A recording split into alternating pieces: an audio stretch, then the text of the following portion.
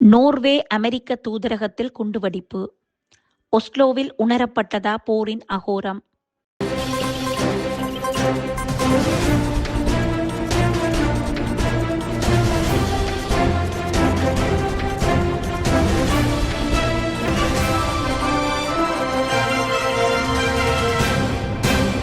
Iran, Israel, America என்ற முக்கோண வடிவில் போர் ஆரம்பிக்கப்பட்டு 9 நாட்கள் நகர்ந்துவிட்டன.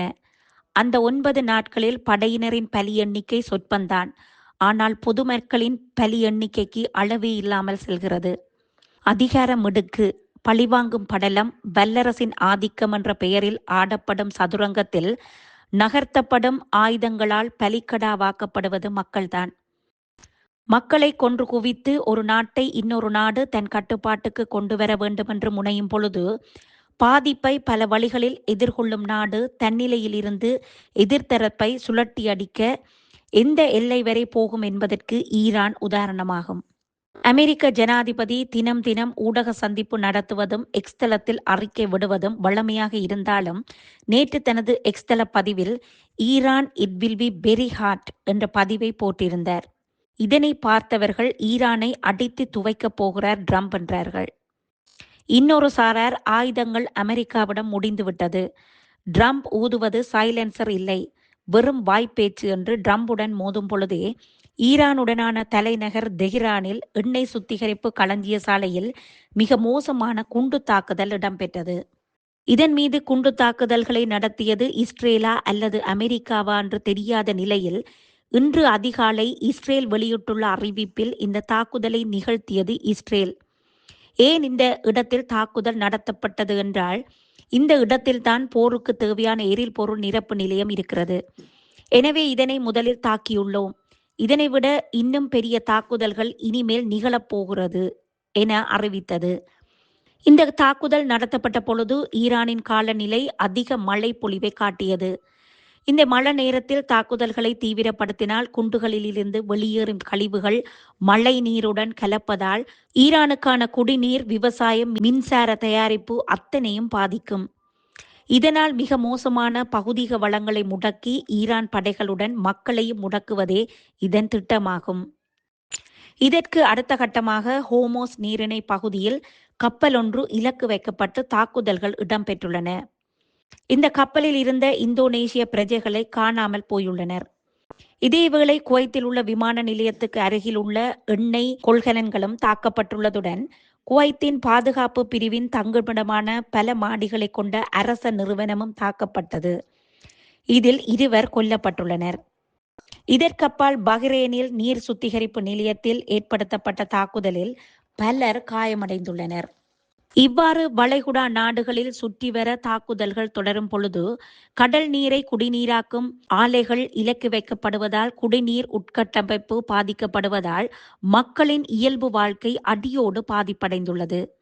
குறிப்பாக ஈரானில் கியூவும் தீவில் நடத்தப்பட்ட தாக்குதலில் 30 கிராமங்களில் குடிநீர் விநியோகம் முற்றாக பாதிப்படைந்துள்ளது. பொதுவாக சவுதி, ஐக்கிய அரபு அமீரகம், கட்டார், குவைத் நகரங்கள் குடிநீர் தேவைகளை சுத்திகரிப்பு நிலையங்கள் ஊடாகவே பெற்றுக்கொள்கின்றன. இதனால் குடிநீர் பற்றாக்குறையால் ஏற்படும் அழிவுகளை தடுக்க முடியாத நிலைக்கு வளைகுடா நாடுகள் தள்ளப்பட உள்ளது. இதைவிட பெரும்பாலான சுத்திகரிப்பு நிலையங்களில் மின் உற்பத்தி நிலையங்களும் இணைக்கப்பட்டுள்ளன. எனவே எதிர்வரும் நாட்களில் குடிநீருடன் மின்சாரமும் துண்டிக்கப்பட அதிக வாய்ப்புகள் உள்ளன.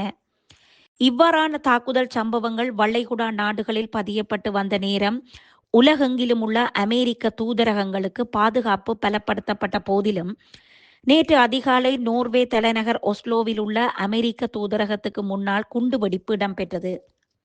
குண்டுவெடிப்பால் எவருக்கும் காயம் ஏற்படவில்லை. ஆனால் அமெரிக்க தூதரகம் பகுதியளவில் சேதமடைந்துள்ளது. இந்த சம்பவம் இடம்பெற்றதை அடுத்து நோர்வே போலீசார் விசாரணைகளை தீவிரப்படுத்தி வருகின்றனர். தற்போதைய சர்வதேச பாதுகாப்பு சூழலை கருத்தில் கொண்டு இது திட்டமிடப்பட்ட பயங்கரவாத தாக்குதலாக இருக்கலாம் என்ற கோணத்தில் விசாரணைகள் நடைபெறுகின்றன. இந்த சம்பவம் தொடர்பில் நோர்வே வெளிவிவகார அமைச்சர் கருத்து தெரிவிக்கையில், எங்கள் அரசு தூதரகங்களின் பாதுகாப்பிற்கு உயர்ந்த முன்னுரிமை அளித்துள்ளது. இந்த பயங்கரவாத செயலை ஒருபோதும் ஏற்றுக்கொள்ள முடியாது என அறிவித்தார்.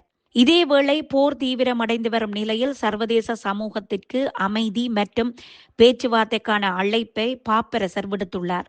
மேலும் வன்முறை ஒருபோதும் தீர்வாகாது. இந்த மோதலால் அதிகளவான உயிரிழப்புகளும் இடப்பெயர்வுகளும் ஏற்படுகின்றன.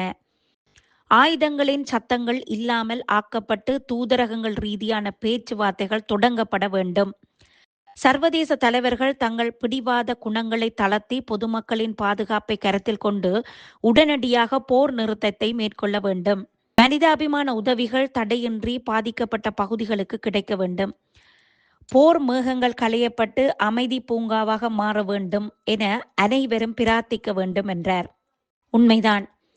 ஆயுத முனைகள் அழிவை தருமே தவிர அமைதியை தராது. போரால் அழிந்தவற்றை பன்னாட்டு உதவிகளுடன் கட்டியெழுப்பலாம். ஆனால் இழந்த உயிர்களை மீட்க முடியாது. பெற்றவர்களை இழந்த குழந்தைகளின் எதிர்காலம் இருளாக முன் போர் என்ற சொல் பொசுக்கப்பட வேண்டும்.